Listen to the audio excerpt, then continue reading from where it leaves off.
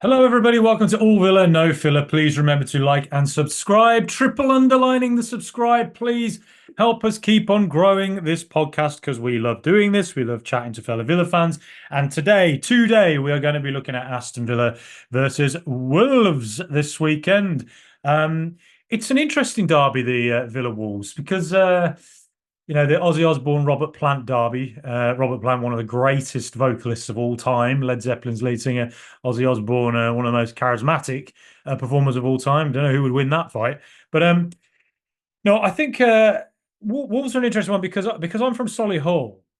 Jack Grealish land. I've never really had that much of a thing about Wolves, really. It's interesting when I talk to fellow Villa fans who are from places like Stourbridge, pretty much the other side of Birmingham, and they seem to be much more riled up by the thought of playing Wolves and West Brom. And I think for me, it's always been kind of Blues and uh, Coventry, really, which is a bit of a weird one, I guess. But Coventry, I grew up in the 90s watching the Premier League football, and Coventry were the only Midlands team in the Premier League until about 2002, when I think West Brom and Blues came up in the same year. And for me, it was always like Coventry, because I used to go over there quite a bit, and I always think, I don't know if fellow Villa fans know this. I will talk about the game in a sec, but with Coventry, they really hate Villa. Like they really, really, really hate us. I guess they have a reason to now, given the fact we relegated them in 2001 at Villa Park, one of the best games I've ever been to in my life. That Paul Merson goal into the top corner. Oh, it was 2-0 down, came back to win it 3-2 like the Everton game the other week. And singing "We'll meet again, don't know when, don't know where." Haven't met since. Haven't played Coventry since 2001. 23 years. Wow, that is quite extraordinary, really, given the fact that they were such regular rivals for us in the early Premier League years. Um, and Coventry, I remember I used to go over there quite, and they just had a visceral Birmingham City level hatred for Aston Villa. I think Coventry and Blues have always been the two that really stuck out to me. Whereas I think if you're the other side of Birmingham, West Brom and Wolves are probably the I'd say Blues are the biggest for everybody, but I'd say West Brom and Wolves are carry much more weight, and obviously want to beat West Brom and Wolves. But it's always fun. It's always fun to have a Midlands derby, and so let's look at it. Look, I mean, these are the teams I picked. Now, what's different? Well, for Aston Villa, I've put Diego Carlos at centre back and Ezri Konsa on the right. Only reason I've done that is because of what happened in the Champions League this week. Bogarde was obviously substituted, taken off at half time after he was given the runaround by Coley in the first half. The young boys left midfielder. And I think Bellegarde and Ait Nouri down the left for Wolves. They are two very well, Ait Nouri in particular, actually, two players who like to take you on. Ait Nouri is very, very good at it. So if he's pushing forward from the left back position, Bellegarde, he's he's okay. He's okay. He doesn't, score an absolute scream against Forest the other week, but he's all right. I'd back Bogart to, stand up to them, but I think where the Premier League is so brutal and the Champions League as well is that, one foul, one lunge out of, can cost your team so much, and it almost did the other night. Look, I if Bogart starts, I'll be very happy because I rate him very highly, and I think he's a player who's growing, and I think he's learning. And obviously, you have to learn the hard way sometimes. And I think he's put in very solid shifts for Villa so far. All I would say is that there have been one or two moments where, not really against Everton, but against Young Boys and Leicester, where you saw his youth, and you could see in those games that he's got a high upside. There's a lot of potential there, and eventually, I think he will be a really, really good player. But at the moment, there's one or two things he's doing where you're thinking he's probably a player who doesn't necessarily, he's not really a starter yet. And that in days to, in, a few games' time, if Villa are 2-0 up, you bring him on then and put him on for 20 minutes, and that's how you build him up. I just wonder whether him starting at the moment is not doing him loads of favours. And I only say that as well because we're playing Bayern Munich in a couple of weeks. And I just can't help but think that if Bayern Munich have face up against him down the left, Musiala, Serge Gnabry, Alphonso Davies, it's a lot of pressure to put on, a guy who's not really got a great deal of experience in the Premier League and at the highest level yet. Whereas Ezri Konsa and Diego Carlos obviously have that experience. So I just wonder whether Villa might just carry on the team they had kind of in the second half against Young Boys, and Ezri Konsa comes in as that sort of main man just around here to just add a bit of defensive surety, particularly with a player like Nuri, as I mentioned, who likes to come forward and is one of the best fullbacks at taking on a player. Last week against Newcastle, four successful take-ons. Top player, right, Nuri. And last year against Wolves, he had their best chance as well when he came forward and should have scored and put them 1-0 ahead. Anyway, with Wolves themselves as well, I've just stuck with a kind of 4-4-2 formation, 4-4-1-1. Look, I mean, I suspect Wolves at the moment are a work in progress. I'm not sure Gary O'Neill knows what the best team is yet. And I think last season they tended to play with a three at the back. I remember that when I went to see Wolves Villa last season when we won 2-0 back in March. And I remember with their three at the back, it was like a 3-4-2-1. And it's an interesting formation. But I don't know whether some of the players have lost over the summer, like Pedro Neto. I don't know whether Gary O'Neill has looked at the squad and thought, I'm going to go back to what worked for me at Bournemouth, where he tended to play 4-2-3-1 or a 4-4-1-1. And who played 4-4-1-1 against us recently? Everton. And they showed that 4-4-1-1 can cause Villa problems if you defend well enough and someone like let's say a Cunha or a Lamina can find a bit of space in the same way that Dwight and McNeil did and put those through balls to last week it was Dominic Calvert-Lewin, big physical striker who caused Pau Torres problems. This week you got Jurgen Strand-Larsen, who is 6'4" and can cause strikers problems. So maybe that's something they've looked at with Everton and thought, we don't repeat what Everton did in the sense sitting too deep, because Everton gave us way too much time and space. They played like a championship team who'd couldn't believe they were 2-0 ahead at a Premier League club, and we're going to hold on for dear life to get through to the next round of the FA Cup or something. I think Wolves press a little bit harder than that, and Bournemouth used to do that as well. So I think that's just what I've sort of gone with here. For those on YouTube, you can see this on audio. I'll obviously try and make this as accessible as possible. I think I'll explain a little bit more about their team in a second, but just to give you a little bit, of a heads up on where Wolves are right now. Since Aston Villa beat them 2-0 back in early March, right? Leading up to that game, Wolves were on a pretty good run, actually. And it was just a period of time where Villa was starting to look a little bit shaky defensively. We'd been conceding goals. We've been 2-0 up in games, going to 2-2, 3-0 up, going to 3-2. We were starting to look quite tired as a team. The Europe Conference League, all the intense injury crisis we had really started to take a bit of a toll. But Villa, sure enough, 2-0 win. Leon Bailey as well got a disallowed goal, so it could have been more. I think Villa were just quite comfortable in this game. But looking back on it, since that 2-0, Wolves have been on an absolutely terrible run of form. They've won one of their last 14 in the Premier League. And in midweek, Villa had a midweek game against the Champions League Young Boys. Again, you would hope gives extra confidence to the Villa players, makes them believe they're Champions League players. The night after that, Wolves then played Brighton away and lost 3-2 with a few there. It was a slightly scratched team. It wasn't as strong, but there was still a fair few of their first teamers in there.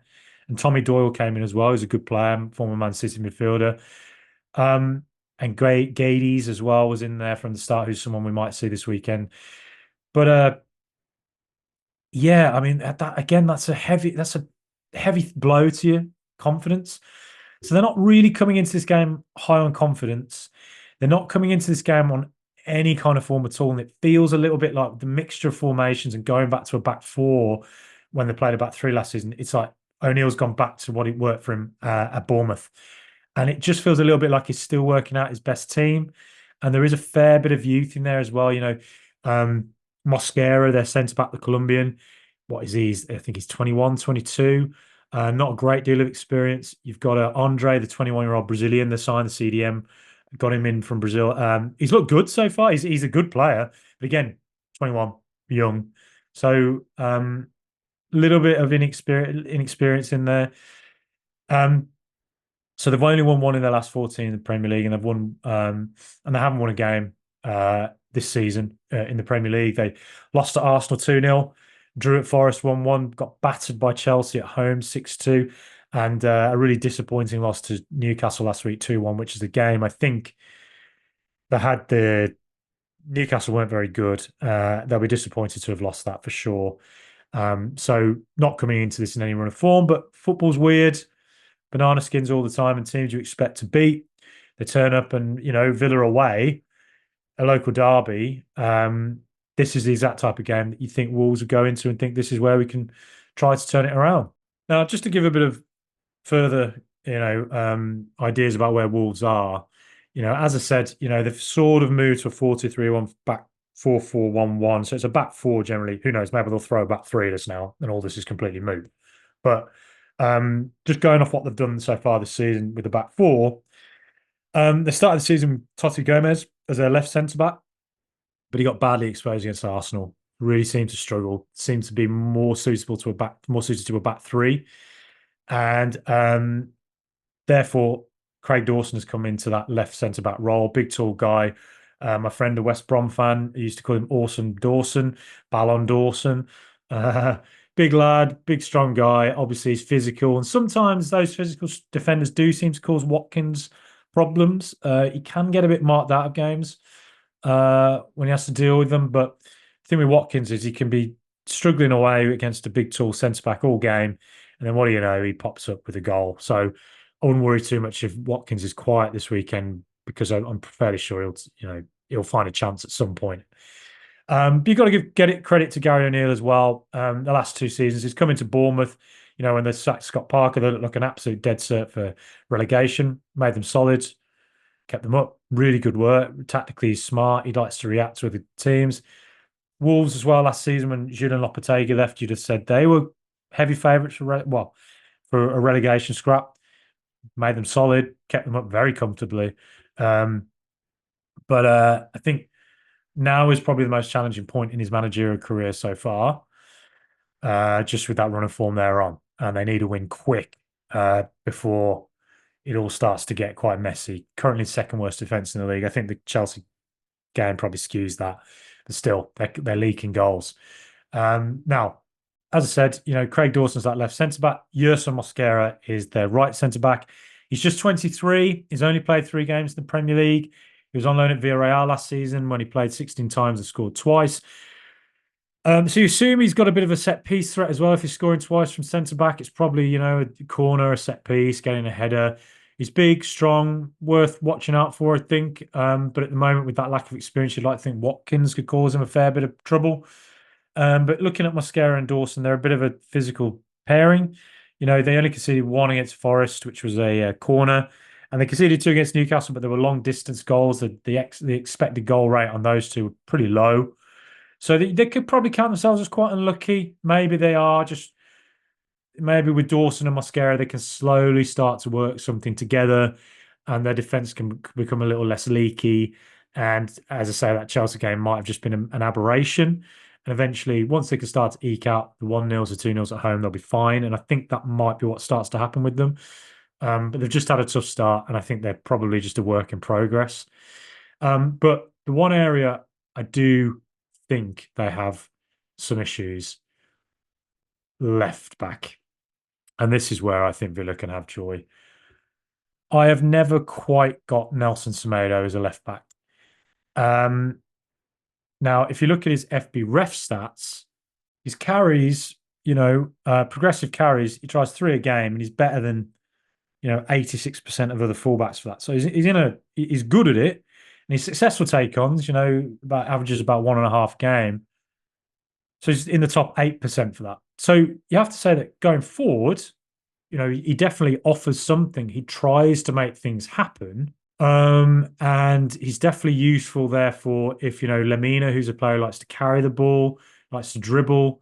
Cunha as well, if he's out that side, he likes to dribble. These two are causing trouble out on the right, running. Semedo can bomb forward and cause an overload on the fullback. So he can offer something off the ball as well, just outside of the stats. I just always think every time I watch him, he looks vulnerable. And if you look at Anthony Gordon last week against Newcastle with Newcastle Wolves, he had him on like he was spinning him round. It was like doing the bloody I don't know, the rumba on in Strictly Come Dancing, like Paul Mercer's going to be doing soon, spinning him round, throwing him here, throwing him there. And there was one occasion where Gordon got in behind him, got a shot, hit the post. That first half, particularly, it looked like Semedo couldn't deal with Gordon at all running at him. Um, and if you think back a couple of years ago to when Villa beat Wolves at Molineux 1-0, Anwar El Gholzi, top man, legend, scored a penalty as he always did. That penalty came about in about the 94th minute with John McGinn getting in behind Semedo, and Semedo pulled him down for the penalty. So it's just a couple of occasions I can find vulnerabilities.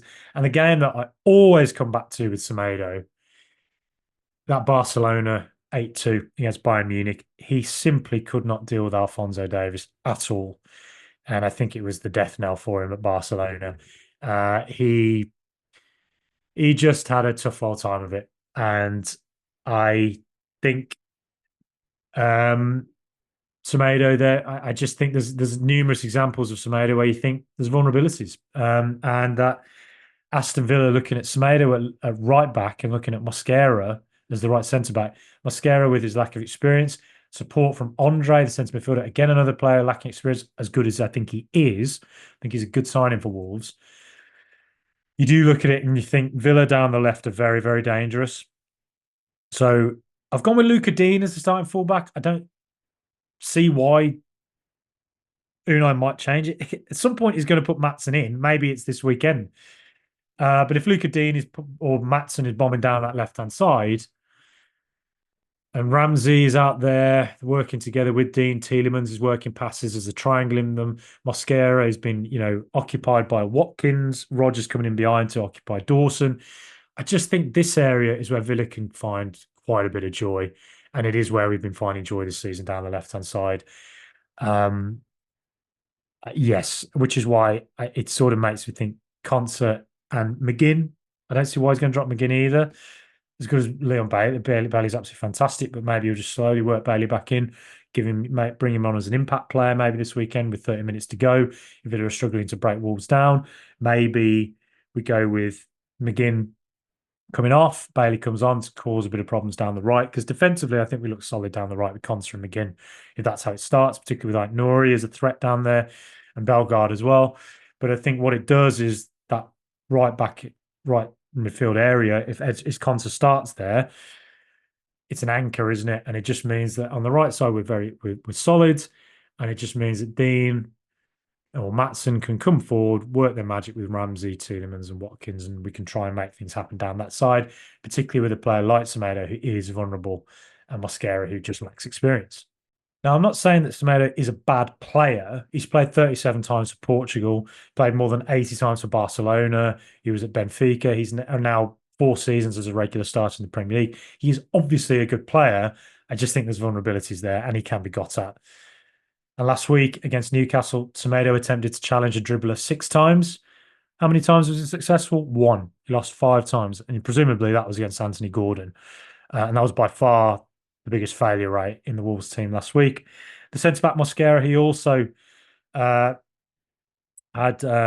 tried to challenge a dribbler 5 times. He lost 2 of those. So again, that little bit vulnerable. I sort of think Konsa wouldn't be that vulnerable, for instance. But, with Mosquera, again, he made up for that with 8 tackles and interceptions and 5 clearances. So he was defensively effective against Newcastle, at least.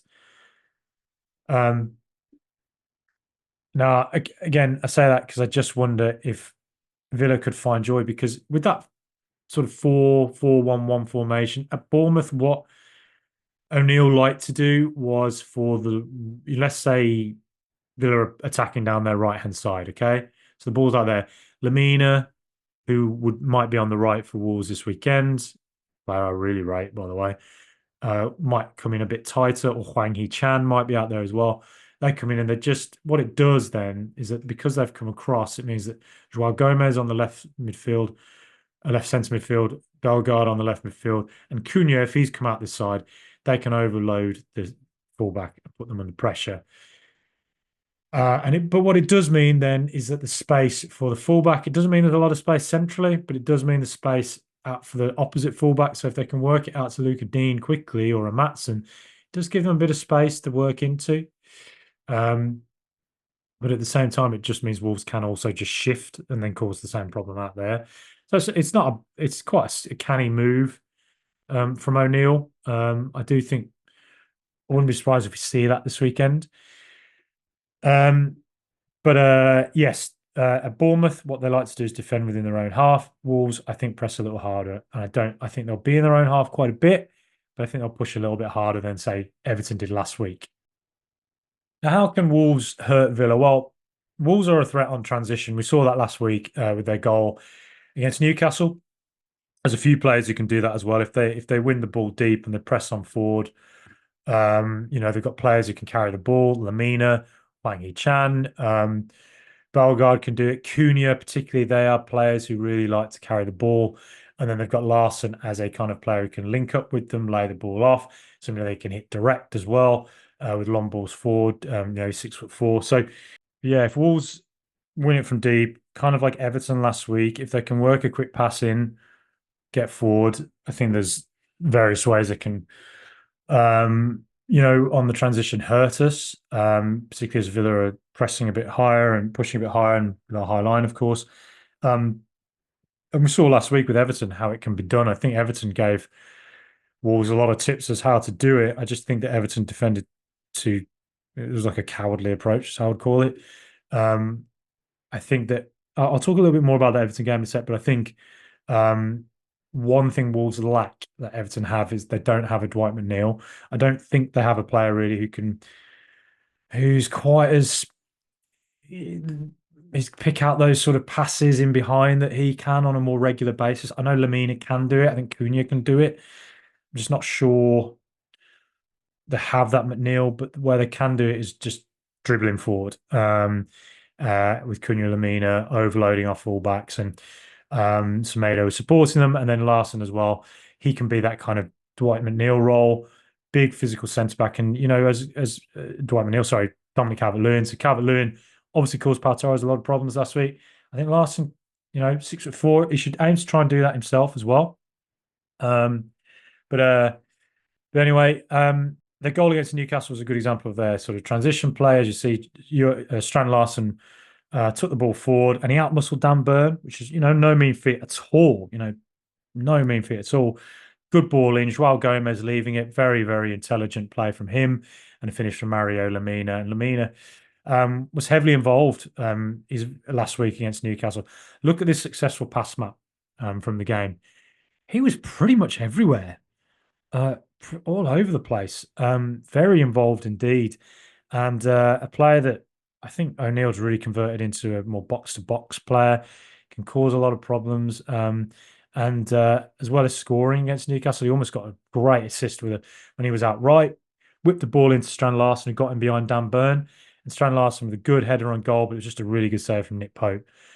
So you've seen there two examples where Wolves can hurt you on the transition. Larson can use his physicality against our centre backs. Lamina, with his movement, can find a way into the box.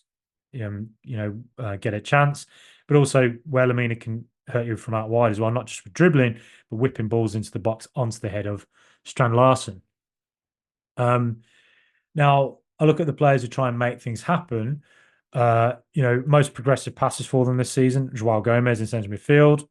Not a huge surprise there, but also Mario Lamina, again, 14, and Ait Nouri, 13. Ait Nouri does like to try and make things happen from that left back. He's just a player to watch. I do rate him highly. And then progressive carries, Cunha, 13. So Cunha likes to dribble, likes to go forward, and Mario Lamina likes to do the same. So, as I've said a few times, Cunha was one of the most prolific dribblers in the Premier League last season. If he goes at Luca Dean, that's where they can do overloads with Semedo and Lamina. But as I said, far as Wolves, I try and take a few tips from what Everton did last week with Dwight, with defending a bit deep, press a bit harder, what a player like a McNeil, somebody filling that role, trying to find space in between Tielemans and Pau Torres and trying to work passes into Strand Larson. Other players to look out for: Strand Larson. Last week, aerial duels wise, he had 4 against Newcastle. He won 3. So that's largely against Dan Burn. Newcastle's giant bloody defence, flat track bully FC. Winning 3 against 4 is very good. But it's also worth noting with aerial duels, I did note that Nelson Semedo lost 2. So again, you can hit him direct, and Martinez does like to do that for Villa, hitting it forward. So I just think Watkins and Jacob Ramsey out that way can cause Wolves problems, not just with their link-up play, with Dean coming forward, but also long balls forward as well, more direct balls. I think they can win headers, they can hold it up, that kind of a thing. With Villa, I've talked enough about Wolves. Obviously, on these shows, I get it. I talk about the opposition team a fair bit, but I'm just trying to lay down the groundwork of what this opposition might present, what challenges they might present. Because as Villa fans, look, we all know what Villa do. We all know how brilliant a side we are. Now with Villa, as I said, that left-hand side, I do wonder if it's a game that it might be Ian Maatsen gets his start, just because I think if he's getting forward and going at Semedo over and over again, I just think he might be the player that can cause a lot of problems. But look at Luca Dean. You can't really drop the man. He's been brilliant for us this season. He's been brilliant last season as well when he came in, and his attitude is fantastic. 2 brilliant assists for us so far this season as well. He was highly effective against young boys, again, pushing forward with Jacob Ramsey on the left side with him.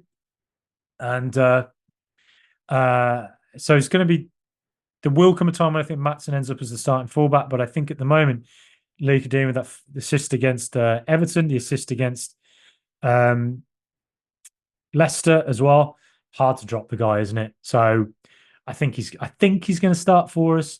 But I think whether it's Dean or Maatsen, the problems we can cause for Wolves down their right hand side with Semedo, Mosquera, Andre's lack of experience, you could argue. I think it's just an area we can do some damage. I'm sure Gary Neal's thinking about that.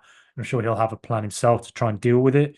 But it's also a way, I mentioned it earlier, if we want to go direct, as I say, Mosquera, I think it's somewhere where Watkins can use his experience and try and physically overawe him a little bit, get into his head a bit. And Jacob Ramsey, if he manages to find space, it'll be difficult to find that space because I think Wolves are going to be quite compact.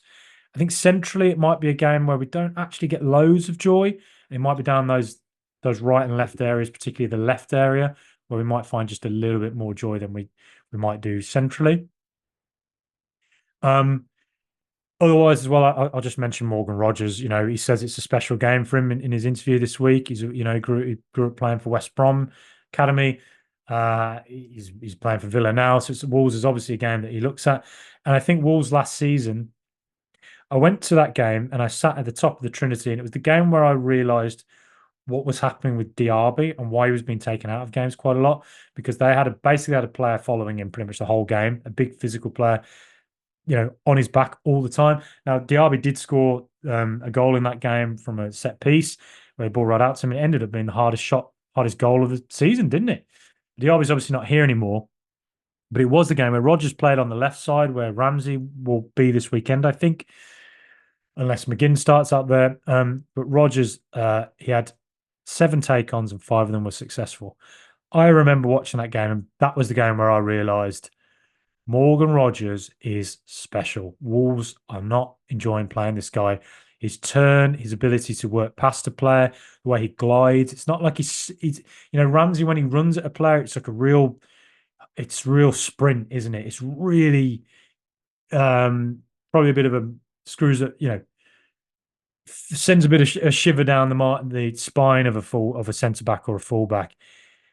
But Rogers is different, and he's got I describe it as a weird technique in that he just glides past you. It's not like he's sprinting at you. He just glides. He finds a way to just get past players.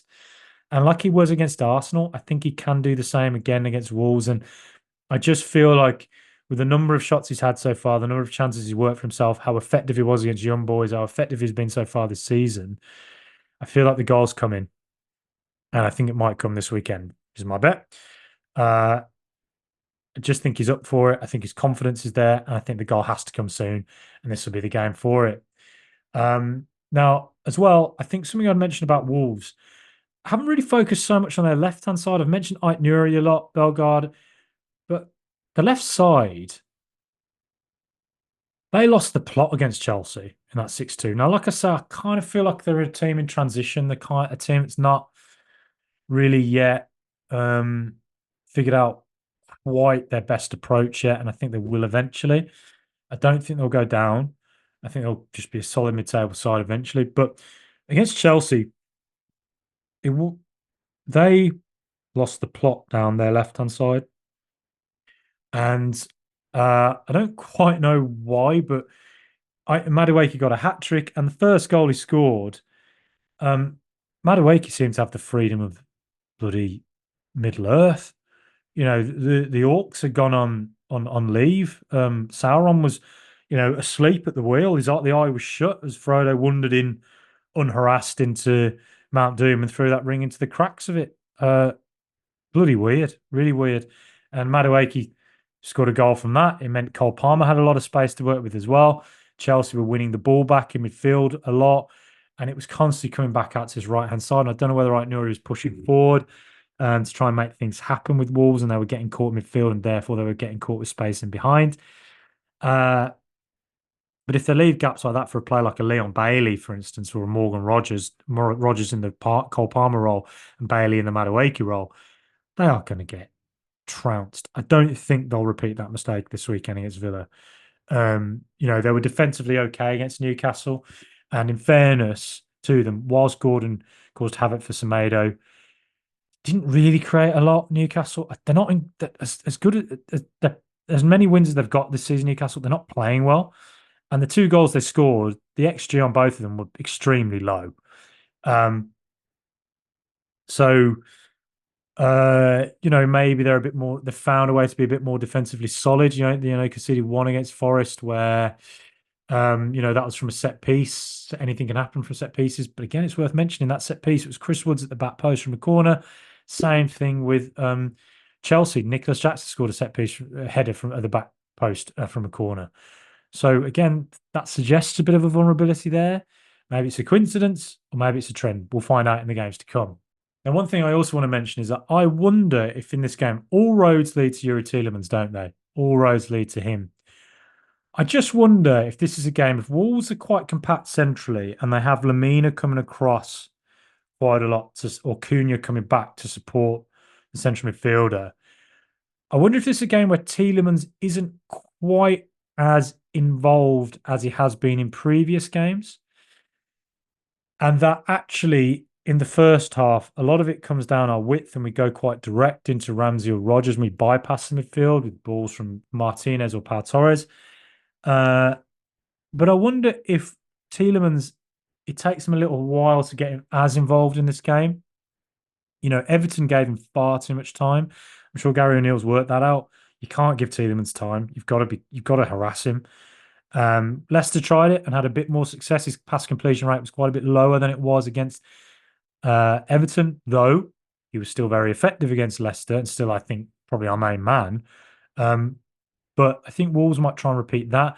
And I wonder if it might take, let's say, until as gaps start to appear, as Wolves tire maybe with 60th, 70th minute, that's when Tielemans starts to work his way into the game and starts to find those spaces and can find a pass from deep in behind to an overlapping fullback and can start to create the chances or make the passes that lead to the chances that show why Tielemans is so effective. I just think it's one to keep an eye on. I just wonder if Lamina, Joao Gomez, Andre, they might stick quite close to him, and Cunha as well. They're all physical guys as well, and might just make it a little bit tougher for him than Everton did, and Young Boys did. Now, something worth mentioning as well about the Wolves' left-hand side, they conceded 3 bloody embarrassing goals against Chelsea from Madueke's hat-trick, where, like I said, they had freedom of Wolverhampton. Robert Plant and Madueke had freedom of Wolverhampton. But something else worth mentioning as well, the corners they conceded have come from that side, so that's 2 goals. And the 2 goals they conceded against Arsenal came from that side. Saka cutting in on his left, whipped the ball in to Havertz, header. And again, the same thing happened where Bukayo Saka cut inside, took a shot, goal. So is that an area where Leon Bailey might be impactful. And I wonder if Bailey doesn't start, whether he comes on about half an hour to go and he can hit a shot, from do a similar role to what Saka did, cutting on his left, whip balls in, or get to the byline, pull it back. That's where I think, if that is an area that of vulnerability for Wolves, if it is a trend, that's somewhere where Bailey might be effective as an impact sub at least. I'm not saying McGinn can't be. Of course, McGinn could do the same thing, cut in on his left, whip a ball in. But I just think Bailey's the more. I'd say if I was a defender, I'd be a little bit more worried about Bailey than I would be probably about McGinn. Though McGinn obviously is such a good player. So overall, I think with Villa, a lot of we're going to be coming into this game with a lot of positive momentum. Wolves do not have that after that midweek loss to, a tough midweek loss to Brighton. And the fact that they're coming into this game without any form, really, though you do wonder if they're slowly getting their act together defensively. For Wolves, I think it's a repeat of what Everton did, really. I think it's about just get through that 15 minutes. If Villa really are the more possessive team, if we really are going at them, get through that 15 minutes and then try and work something on the counter with a Lamina or Cunha. Then different players to Dwight McNeil. Dwight McNeil's a player who can win the ball, and work passes in behind. He was so good last week doing that role. They're not really those type of players, though I think they can do that, particularly Lamina and Cunha whipping a ball in.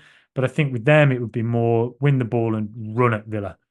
If they find space in behind, just run at Villa and cause them some problems. I wonder if that's what they might try and do.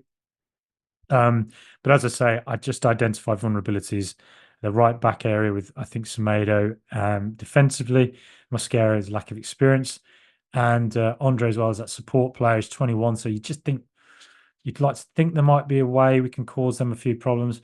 And something worth showing as well, I'll just point out the pass map from last week. Last week, Sam Johnston to Jorgen Strand Larsen, 10 passes. So obviously that's 10 long balls into him. And, that would suggest to me that Wolves have gone a bit direct, quite a direct side. I think if you look at the pass map, they're quite level, really. I think if you look at Villa, Tielemans is quite heavily dominant on the ball. Here, I think it's not, it's quite shared out, really, the possession. But just worth bearing in mind that they are willing to go direct, and we might see a quite fair bit of that this weekend. Balls into Strand Larsen. I think Strand Larsen might be a player to watch out for this season. Anyway, I'm very excited for this game. I think it's one where Villa can just use that positive momentum, go into it. It's one where we have to learn our lesson from what happened against Everton, where we just cannot get caught. And we have to be wary, I think, of players repeating the trick of what Calvert-Lewin did, Strand Larsen could do, and what Dwight McNeil did with a Cunha or a Lamina. Cunha and Lamina, I think, are really, really good players. I really rate them highly. Ait-Nouri as well, if he's coming forward, his take-ons are really good, so it could be an area where they cause a few problems for us, which is why I wonder if Ezri Konsa as that right back might just be a bit more of a, surefire thing than a Lamar Bogard might be. And then obviously can't not mention John Duran. John Duran gets on there. He'll know Mosquera well, fellow Colombian. And Craig Dawson, John Duran wins headers. He wins aerial duels. He wins battles. He just scores goals. And if he gets on for a half an hour, 25 minutes this weekend, or if he starts, Watkins might be injured after what we saw him with that ice pack this week. John Duran has to go into this game with a lot of confidence and think he can cause this Wolves team a lot of problems. But look, I think Wolves are a team that are a work in progress. I think they'll sort themselves out eventually. I think they'll become a solid mid-table team. But for now, it's difficult for Gary Neville with a lot of inexperience in there, a lot of new players as well, a lot of players, and it seems like a new formation as well. So they're just a work in progress. Maybe it'll click for them this weekend, but Villa have to go into this game looking at Wolves' current form and thinking we can pick up another 3 points. Up the mighty Villa.